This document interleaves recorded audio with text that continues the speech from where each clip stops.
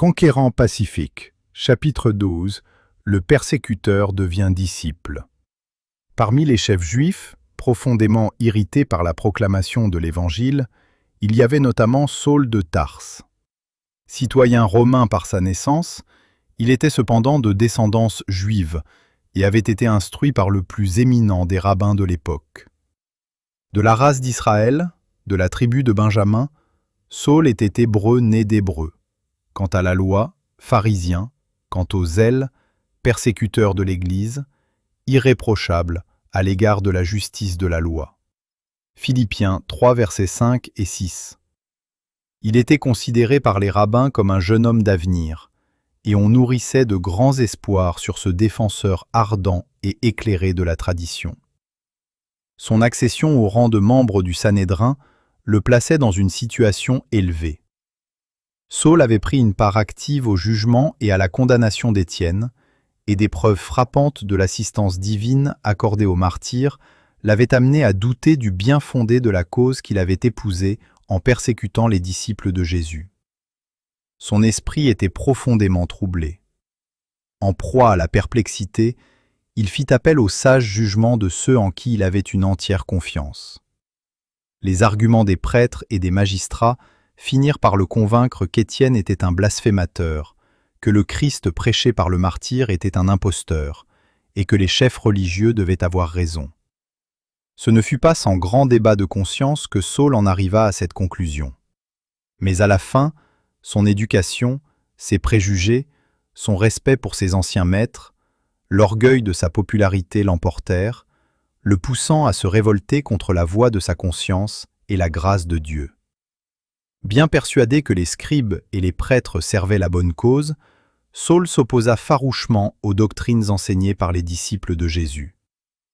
Le zèle qu'il apportait à traîner de saints hommes et de saintes femmes devant les tribunaux, qui les condamnait à l'emprisonnement et même à la mort à cause de leur foi, sema une profonde tristesse dans l'Église nouvellement organisée et força de nombreux chrétiens à chercher leur salut dans la fuite. Ceux qui étaient chassés de Jérusalem par cette persécution allaient de lieu en lieu, annonçant la bonne nouvelle. Acte 8, verset 4. Parmi les villes qu'ils choisirent comme lieu de refuge se trouvait Damas, où la nouvelle doctrine faisait de nombreux adeptes. Les prêtres et les magistrats avaient espéré que, grâce à leurs efforts vigilants et à la persécution cruelle, ils supprimeraient l'hérésie. Or, ils se rendaient compte que se formaient d'autres centres où ils devaient prendre des mesures aussi sévères qu'à Jérusalem pour empêcher qu'on y propage le nouvel enseignement. Saul offrit ses services pour cette tâche spéciale qu'on allait entreprendre à Damas. Respirant encore la menace et le meurtre contre les disciples du Seigneur, il se rendit chez le souverain sacrificateur et lui demanda des lettres pour les synagogues de Damas, afin que, s'il trouvait des partisans de la nouvelle doctrine, hommes ou femmes, il les amena liés à Jérusalem. Ainsi, avec l'autorisation des principaux sacrificateurs, acte 26, verset 12, Saul de Tarse, dans toute la force de sa jeunesse, et enflammé par un faux zèle, entreprit donc ce voyage mémorable, au cours duquel il devait faire l'extraordinaire rencontre qui modifia toute sa vie.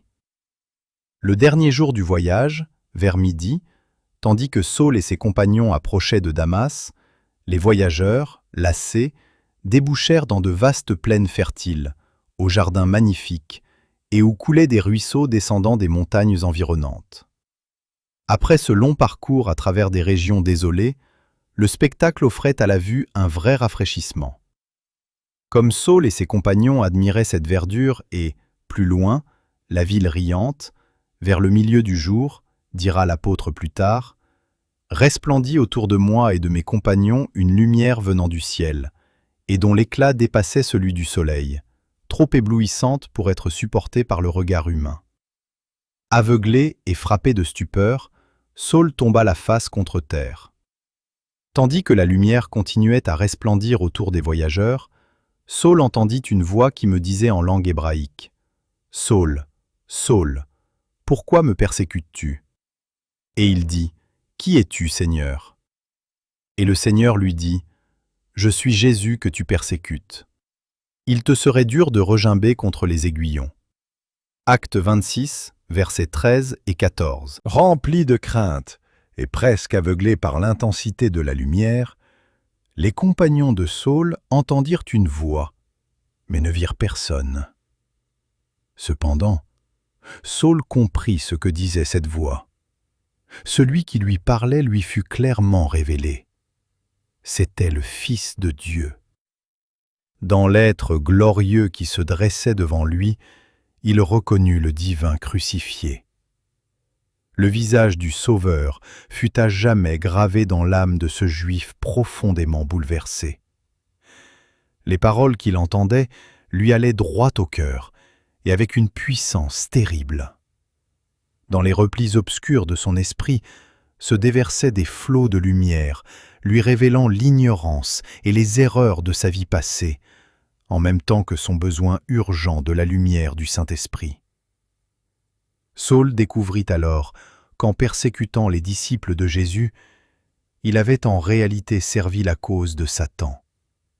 Il réalisa soudain que ses convictions touchant la justice et ses propres devoirs étaient surtout basées sur la confiance implicite qu'il accordait aux prêtres et aux magistrats. Il avait cru en eux quand il lui avait dit que le récit de la résurrection était une invention habile des disciples. Maintenant que Jésus lui-même se révélait à lui, Saul avait la certitude que ceci était dans le vrai. Au moment de son illumination céleste, Saul réagit avec une remarquable rapidité. Son esprit s'ouvrit aux paroles prophétiques de l'Écriture sainte. Il comprit le rejet du Christ par les Juifs, sa crucifixion, sa résurrection, son ascension prédit par les prophètes. Autant de preuves convaincantes qu'il était bien le Messie promis. Le discours d'Étienne, au moment de sa mort, revint impérieusement à la mémoire de Saul, et il comprit que le martyr avait contemplé la gloire de Dieu lorsqu'il avait dit « Je vois les cieux ouverts, et le Fils de l'homme debout à la droite de Dieu. » Acte 7, vers 5, 5 et 5-6. Les prêtres avaient déclaré que ces paroles étaient un blasphème, mais Saul était sûr maintenant qu'Étienne disait la vérité. Quelle révélation pour le persécuteur! Maintenant, il savait avec certitude que le Messie promis avait paru ici-bas dans la personne de Jésus de Nazareth, et que ceux qu'il était venu sauver l'avaient rejeté et crucifié. Il savait aussi qu'il était sorti triomphalement du tombeau et qu'il était monté au ciel. Terrifié, Saul se souvint alors d'Étienne, qui avait rendu témoignage du Christ crucifié et ressuscité. Ce disciple avait été sacrifié par son propre consentement, et cela lui fit penser à de nombreux autres fidèles disciples de Jésus, qui, à cause de lui, avaient été cruellement persécutés et mis à mort. Le Christ avait parlé à Saul par Étienne, dont le raisonnement logique ne pouvait être réfuté. Le savant juif avait vu le visage du martyr refléter la lumière glorieuse du Sauveur, ayant l'apparence de celui d'un ange. Acte 6, verset 15. Il avait été témoin de la patience d'Étienne en face de ses ennemis et du pardon qu'il leur avait accordé. Il avait aussi été témoin de la force d'âme et de la résignation courageuse des nombreux chrétiens qu'il avait fait persécuter et tourmenter.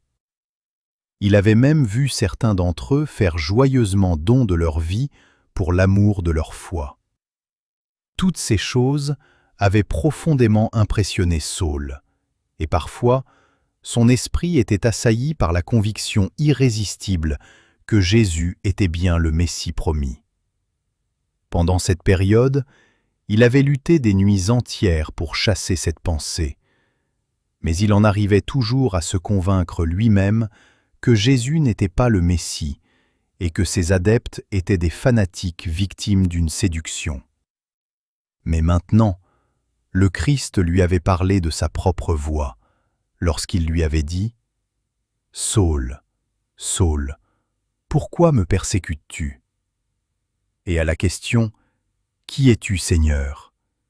la même voix avait répondu « Je suis Jésus que tu persécutes. » Le Christ s'identifiait donc avec son peuple. En persécutant les disciples de Jésus, Saul avait frappé directement le Seigneur. Par des accusations mensongères et de faux témoignages contre eux, il avait diffamé et calomnié le Sauveur du monde. Aucun doute n'effleura la pensée de Saul au sujet de celui qui lui parlait. C'était bien Jésus de Nazareth, le Messie si longtemps attendu, le consolateur et le rédempteur d'Israël. Tremblant et saisi d'effroi, il dit « Seigneur, que veux-tu que je fasse ?» Et le Seigneur lui dit « Lève-toi, entre dans la ville, et on te dira ce que tu dois faire. » Lorsque la glorieuse lumière disparut, Saul se releva, littéralement aveuglé. L'éclat de la gloire du Christ avait été trop intense pour ses yeux de mortel, et lorsque cette lumière s'évanouit, il fut plongé dans d'épaisses ténèbres. Il crut que cette cécité était une punition infligée par Dieu pour les cruelles persécutions qu'il avait fait subir aux disciples de Jésus. Au milieu de cette terrible obscurité, l'apôtre s'avança en tâtonnant, et ses compagnons, saisis de crainte et stupéfiés, le prirent par la main et le conduisirent à Damas. Le matin même de ce jour mémorable, tandis qu'il approchait de Damas, Saul éprouvait une satisfaction intérieure en pensant à la confiance que le grand prêtre avait placée en lui. On l'avait chargé de lourdes responsabilités. Il avait reçu mission de favoriser les intérêts de la religion juive en arrêtant, à Damas, si possible, la propagation de la nouvelle doctrine. Or, il était résolu à faire aboutir sa mission, et il lui tardait de l'exécuter. Mais combien la manière dont il fit son entrée dans la ville était inattendue. Frappé de cécité, sans force, torturé par le remords, ne sachant pas ce qui lui arriverait par la suite, il chercha la maison de Judas, le disciple, où il pourrait, dans la solitude, réfléchir et prier. Pendant 3 jours, Saul resta sans voir, et il ne mangea ni ne but. Ces jours de torture pour son âme semblaient des années. Il se rappelait sans cesse, et avec angoisse, le rôle qu'il avait joué dans le martyre d'Étienne. Il pensait avec effroi combien il avait été coupable en se laissant diriger par la méchanceté et les préjugés des prêtres et des magistrats, alors même que le visage d'Étienne était illuminé de la gloire céleste. L'esprit triste et abattu, il fit le compte des nombreuses fois où il avait fermé les yeux et s'était bouché les oreilles devant les preuves les plus frappantes, tandis qu'il intensifiait son impitoyable persécution contre les disciples de Jésus de Nazareth. Dans cette réclusion complète, il fit un sérieux examen de conscience, tout en humiliant son cœur. Informés de l'objet de la visite de Saul à Damas, les disciples redoutèrent de sa part quelques machinations perfides, et ils se tinrent sur la réserve, lui refusant leur sympathie. Saul n'avait nulle envie de faire appel aux Juifs non convertis avec lesquels il avait décidé de s'unir pour persécuter les chrétiens, car il savait qu'ils ne l'écouteraient même pas. Il semblait ainsi privé de toute sympathie humaine. Le seul secours qu'il pouvait espérer se trouvait dans un Dieu miséricordieux, et il l'invoqua, le cœur brisé. Pendant les longues heures de solitude où Saul se trouvait avec le Seigneur, il se remémora les passages de l'Écriture se rapportant à la première venue du Christ. Il se reporta aux prophéties, grâce à sa mémoire avivée par la conviction qui s'était emparée de son esprit. Tandis qu'il approfondissait la signification de ces prophéties, il s'étonnait de sa cécité spirituelle qui l'avait empêché de comprendre les Écritures, et de celle des Juifs en général, qui les avait conduits au rejet de Jésus en tant que Messie promis. Pour son esprit illuminé, tout semblait maintenant devenu clair. Il se rendait compte que ses anciens préjugés, joints à son incrédulité, avaient obscurci sa compréhension spirituelle et qu'il l'avait empêché de discerner en Jésus de Nazareth le Messie de la prophétie. Tandis que Saul s'abandonnait ainsi à la puissance convaincante du Saint-Esprit, il découvrit les erreurs de sa vie et comprit la portée profonde des exigences de la loi divine. Lui qui avait été jadis un pharisien orgueilleux, persuadé d'être justifié par ses propres œuvres, s'inclinait maintenant devant Dieu avec l'humilité et la simplicité d'un petit enfant, confessant sa propre indignité et reconnaissant les mérites d'un Sauveur crucifié et ressuscité. Il souhaitait ardemment être dans une communion et une harmonie parfaite avec le Père et le Fils. Dans l'intensité de son désir d'être pardonné et agréé de Dieu, il faisait monter de ferventes supplications vers le trône de grâce. Les prières du pharisien repentant n'étaient pas vaines. Les pensées et les émotions les plus profondes de son cœur étaient transformées par la grâce divine, et ses plus nobles aspirations étaient mises en harmonie avec les desseins éternels de Dieu. Le Christ et sa justice devinrent pour lui plus que le monde entier. La conversion de Saul est une preuve frappante du pouvoir miraculeux du Saint-Esprit pour convaincre les hommes de péché. Saul avait cru vraiment que Jésus de Nazareth avait méprisé la loi de Dieu et enseigné à ses disciples qu'elle était caduque. Mais après sa conversion, il le reconnut comme celui qui était venu dans le monde avec le dessein formel de rendre justice à la loi de son Père. Il fut convaincu que le Christ était à l'origine de tout le système juif des sacrifices. Il comprit que le type de la crucifixion avait rencontré son antitype, que Jésus avait accompli les prophéties de l'Ancien Testament comme rédempteur d'Israël. Dans la conversion de Saul, plusieurs principes importants nous sont révélés, principes dont nous devrions toujours nous souvenir. En effet, Saul fut amené directement en la présence de Jésus. C'était lui que le Christ avait choisi pour la plus importante des tâches. Il devait être un vase de choix pour son service. Cependant, le Seigneur ne lui révéla pas immédiatement quelle était l'œuvre qu'il lui assignait. Il l'arrêta sur son chemin et le convainquit de pécher. Mais quand Saul lui demanda « Que veux-tu que je fasse ?» le Sauveur le mit en rapport avec son Église, afin qu'il connaisse la volonté de Dieu à son sujet. La merveilleuse lumière qui dissipa les ténèbres de Saul était l'œuvre du Seigneur, mais les disciples avaient aussi à s'acquitter d'une tâche envers lui. Le Christ avait accompli un travail de révélation et de conviction. Maintenant, le pécheur repentant était dans les conditions voulues pour recevoir l'enseignement divin par l'intermédiaire de ceux que Dieu avait désignés. Pendant que Saul, dans la solitude de la maison de Juda, continuait à adresser au ciel des prières et des supplications, le Seigneur apparut en vision à un disciple de Damas, nommé Ananias, et lui dit que Saul de Tarse était en prière et avait besoin de lui. « Lève-toi, va dans la rue qu'on appelle la droite, dit le divin messager, et cherche, dans la maison de Juda, un nommé Saul de Tarse. Car il prie, et il a vu un homme du nom d'Ananias, qui entrait et qui lui imposait les mains, afin qu'il recouvrât la vue. Ananias avait de la peine à croire aux paroles de l'ange, car le récit des persécutions cruelles des saints de Jérusalem, ordonné par Saul, s'était répandu partout. Il se permit d'objecter. « Seigneur, j'ai appris de plusieurs personnes tous les maux que cet homme a fait à tes saints dans Jérusalem, et il a ici des pouvoirs de la part des principaux sacrificateurs pour lier tous ceux qui invoquent ton nom.